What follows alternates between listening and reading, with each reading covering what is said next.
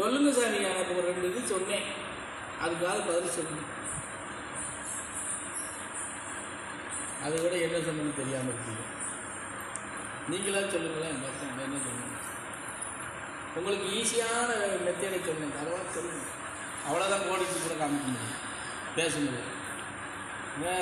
2 மாதத்துக்கு முன்னாடி பேசியிருந்தா கூட இப்போ மறந்துருக்கலாம். அப்புறம் 5 நிமிஷம் தானே ஆச்சு பேசி. அதை கேட்கல, நீ வாங்கி கொடுக்காம போ, நீ தானே பற்றியாக கிடக்க போகிற. அதுக்கு முன்னாடி சொன்னேன்,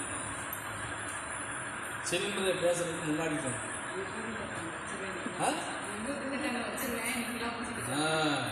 வா சாமியை கும்பிடு, நான் பாட்டுக்கு இருந்தேங்க.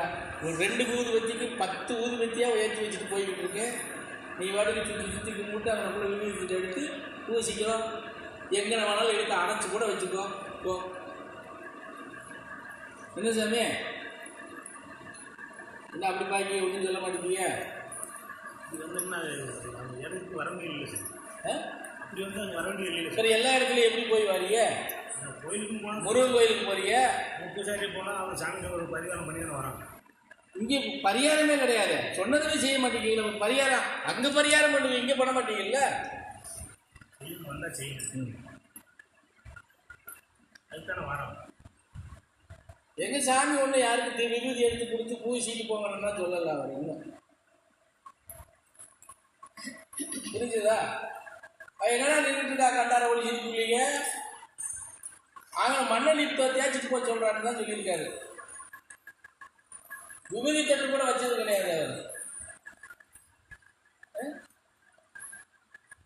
சரி, உங்க ஆசைகள் இப்படித்தான் இருக்குன்னு கூட நாங்கள் அதையும் செஞ்சா அதுலேயும் எங்களை முட்டாளாக்குறீங்க.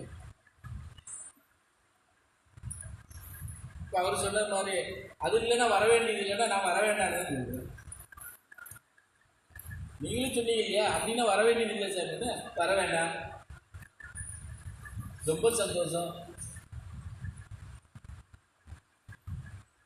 நீங்க எல்லாரும் 3 மாசத்துக்கு வராமல் இருக்க. எனக்கு கால் வலி வராது, வகுத்து வலி வராது, முழங்கால் வலி வராது, சுகர் இருக்காது, நான் ஆயா இருப்பேன்.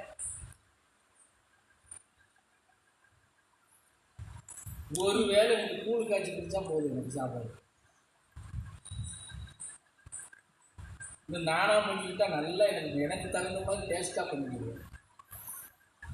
என்ன கத்துறமா, நீங்கள் ஒரு நேரம் உப்பு போடுறீங்க, இல்லைன்னா உப்பு இல்லாமல் பண்ணுறீங்க, இல்லைன்னா உரப்பு இல்லாமல் பண்ணுறீங்க, ருசியே இல்லாமல். அன்றைக்கு ஒரு நாள் யாரும் ரசம் வச்சு கொண்டாந்து டம்ளரில் ஊற்றிக்குவான்னு வேலை கொடுத்தாங்களாப்பா. சூப்பர் ரசம். அப்படியெல்லாம் ரசம் வச்சு குடிச்சா உடம்புக்கு எப்படி நோய் தீரும்? யார் வச்சாங்கன்னு எனக்கு சரவணன் தான் வச்சதா. அதில் வேற யாராவது டம்ளரில் கொடுத்து சொன்னாங்களா, டம்ளரில் ஊற்றி கொண்டாந்து புடிங்கன்னு வேற கொடுத்துட்டாங்க.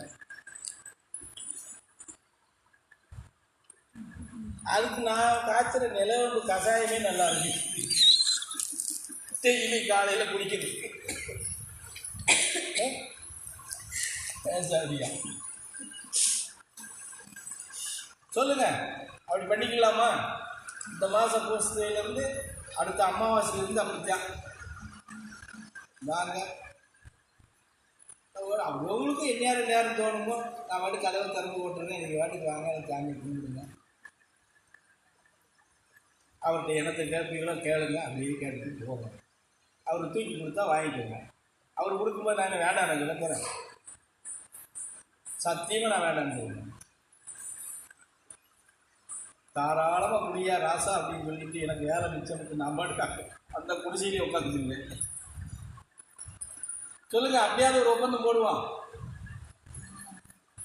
வாயத்தை வந்து இதுக்காவது பேசுங்க. உங்ககிட்ட இருந்து நீங்க தான் சாமி எங்களுக்கு வாங்கி கொடுத்துருக்கீங்க, நாங்க போய் என்னத்த சாமி கேட்டு அவர் கொடுத்த அந்த எண்ணம் தான் யாருக்கும் இல்லை இல்லை, நீங்க தான் சாமி அதெல்லாம் அம்மா. அந்த எண்ணம் இருந்தால் இவன் சொல்லக்கூடிய வார்த்தையை இவ்வளவு கேவலமா உதாசனப்படுத்த மாட்டீங்க.